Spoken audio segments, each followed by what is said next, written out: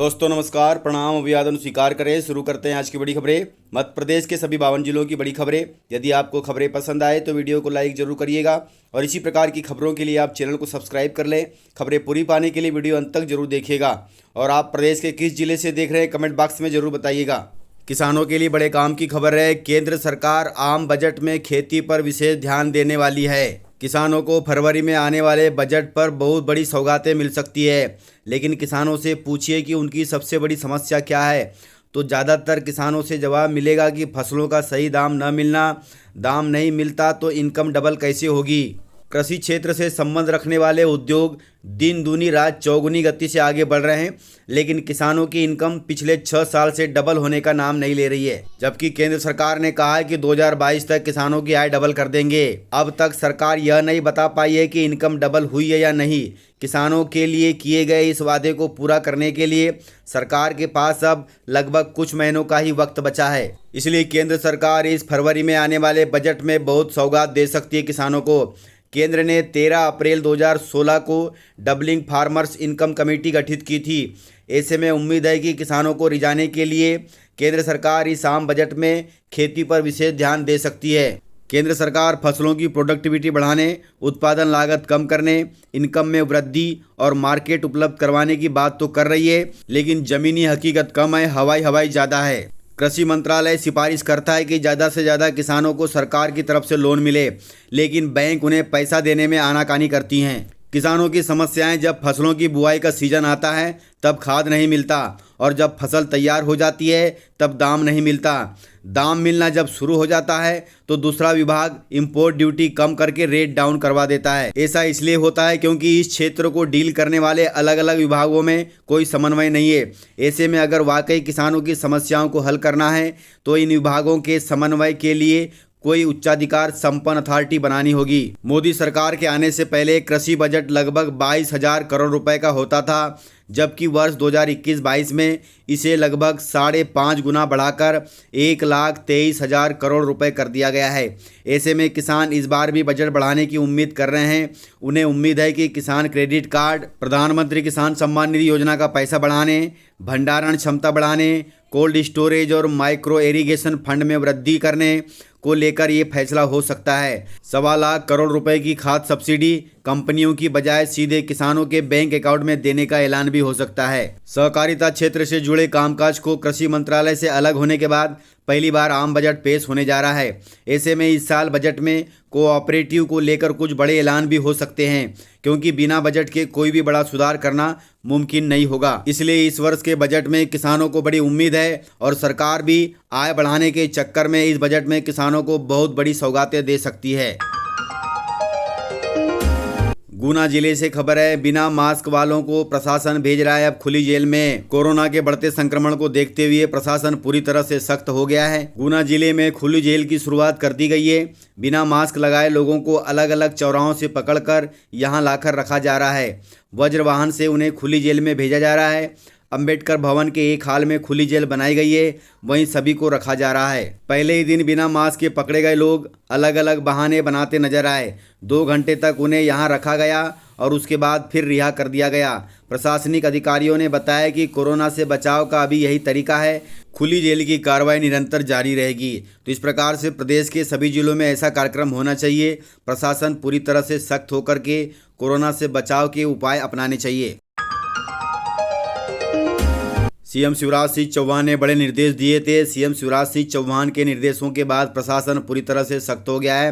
राजगढ़ जिले से खबर है, राजगढ़ में गरीबों के राशन में गड़बड़ी करने वाले 7 सेल्समैन और 10 लोगों पर एफआईआर दर्ज की गई है। राजगढ़ जिले में गरीबों के राशन में गड़बड़ी के मामले में पुलिस ने 7 सेल्समैन सहित 10 लोगों पर एफआईआर दर्ज कर उन्हें गिरफ्तार कर लिया है, जिसमें 4 सेल्समैन भोजपुर के थे, वहीं 2 कालीपीठ के थे।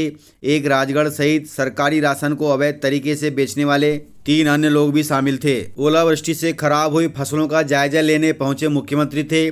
उनके निर्देश के बाद जिला प्रशासन ने गरीबों का हक छीनने वाले राशन दुकान संचालकों की दुकान पर छापेमारी की कार्रवाई की थी, जिसमें राशन की दुकान में गड़बड़ी निकलने पर जिले के अलग अलग थानों से सेल्समैनों को गिरफ्तार कर लिया गया। वहीं नरसिंहगढ़ में 2 जगह कंट्रोल राशन का गेहूं और चावल एकत्रित कर उन्हें बेचने का प्रयास करने वाले 2 वाहनों को भी पुलिस ने पकड़ा। ड्राइवर और दुकान मालिक सहित गोडाउन मालिक पर भी मामला दर्ज कर उन्हें गिरफ्तार कर लिया गया। तो इस प्रकार से यह बहुत गलत बात है।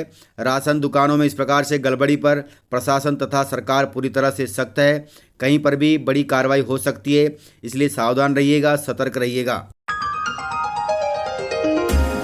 मध्य प्रदेश में 10वीं और 12वीं के प्री बोर्ड एग्जाम 20 जनवरी से शुरू हो गए हैं। स्टूडेंट घर ले जाकर के कॉपी और पेपर हल कर सकते हैं। इंदौर जिले में यह परीक्षाएं शुरू हो गई है। 21,000 विद्यार्थी इस परीक्षा में शामिल हो रहे हैं। इंदौर के सरकारी स्कूलों में पढ़ने वाले 10वीं और 12वीं के विद्यार्थियों की प्री बोर्ड एग्जाम शुरू हो गई है। एग्जाम टेक होम मोड में ली जाएगी, यानी ओपन बुक एग्जाम की तरह होगी। इस एग्जाम में इंदौर के 21,000 विद्यार्थी शामिल होंगे, जिन्हें स्कूल बुलाकर कापियां और पेपर दिए जाएंगे। विद्यार्थी घर जाकर आंसर लिखकर कापियां दोबारा स्कूल में जमा कर सकेंगे। कोरोना के बढ़ते संक्रमण को देखते हुए यह फैसला लिया गया है। मध्य प्रदेश के पंचायत चुनाव में ओबीसी आरक्षण पर सुप्रीम कोर्ट का फैसला आ चुका है। फैसले के तहत ट्रिपल टेस्ट नियम से ही आरक्षण तय कर पंचायत चुनाव कराए जाएंगे। मध्य प्रदेश में पंचायत चुनाव में ओबीसी आरक्षण को लेकर सुप्रीम कोर्ट ने आदेश दे दिया है। कोर्ट का कहना है कि ट्रिपल टेस्ट नियम से ही आरक्षण तय किया जाए। मध्य प्रदेश ही नहीं बल्कि देश के अन्य राज्य भी इसका पालन करें। सुप्रीम कोर्ट ने इस आदेश के साथ ही राज्य सरकार की पुनर्याचिका का निराकरण कर दिया, अर्थात फैसला सुना दिया।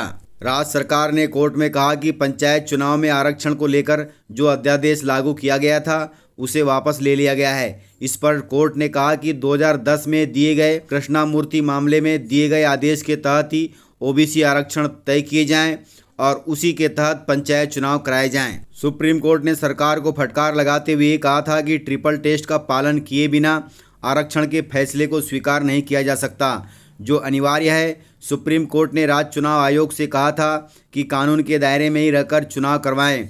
ओबीसी के लिए निर्धारित सीटों को सामान्य सीटों में तब्दील करने की अधिसूचना जारी करे। कानून का पालन नहीं होगा तो भविष्य में सुप्रीम कोर्ट चुनाव को रद्द भी कर सकता है। अर्थात सुप्रीम कोर्ट का कहना है कि ओबीसी आरक्षण ट्रिपल टेस्ट के अनुसार हो, उसके बाद पंचायत चुनाव हो। ट्रिपल टेस्ट का मतलब हुआ कि ओबीसी को सामान्य सीटों में तब्दील कर पंचायत चुनाव कराए जाएं। कर्मचारियों के लिए खुशखबरी है। प्राइवेट जॉब करने वाले कर्मचारियों के लिए बड़ी राहत की खबर है। केंद्र सरकार ईपीएफओ पेंशन बढ़ाकर अब कर सकती है 9,000 रुपये महीने की। केंद्र सरकार कर्मचारी भविष्य निधि संगठन की पेंशन स्कीम के सब्सक्राइबरों को तोहफा देने की तैयारी में है। मोदी सरकार कर्मचारियों की न्यूनतम मासिक पेंशन 1,000 रुपये से बढ़ाकर 9,000 रुपये तक कर सकती है। अगर ऐसा होता है तो ईपीएफ से जुड़े लोगों को जल्द ही पेंशन के तौर पर 9,000 रुपये मासिक मिलेंगे। श्रम मंत्रालय इस बारे में फरवरी में होने वाली बैठक में फैसला ले सकता है। इसी बैठक में नए वेज कोड पर भी फैसला लिए जाने के कयास लगाए जा रहे हैं। बताया जा रहा है कि इस अहम बैठक में मुख्य एजेंडा कर्मचारी पेंशन योजना के तहत मिनिमम पेंशन को बढ़ाया जाना है। पेंशन पाने वाले लोग लंबे समय से न्यूनतम पेंशन बढ़ाए जाने की मांग भी कर रहे थे। इसको लेकर कई बार श्रम मंत्रालय की बैठक में चर्चा भी हो चुकी है। इसके अलावा इस पर संसद की स्थायी समिति ने भी इस संबंध में सुझाव दिए हैं कि ऐसा माना जा रहा है कि फरवरी की बैठक में इस पर अंतिम मुहर लग सकती है। इस प्रकार प्राइवेट कंपनियों में काम करने वाले, प्राइवेट जॉब करने वाले कर्मचारियों को बुढ़ापे में बड़ी राहत मिलेगी। तो इस प्रकार से जानकारियाँ थी। यदि आपको जानकारियाँ पसंद आई हो तो वीडियो को लाइक ज़रूर करिएगा, और यदि आपने वीडियो पूरा देखा है तो उसके लिए बहुत बहुत धन्यवाद। वीडियो को ज़्यादा से ज़्यादा अपने दोस्तों में शेयर करें ताकि वे भी जानकारियों से अपडेट रहें और जानकारियों का लाभ ले सकें। तो आज के वीडियो में इतना ही। मिलते हैं सर अगले वीडियो के साथ। तब तक के लिए जय हिंद, जय भारत।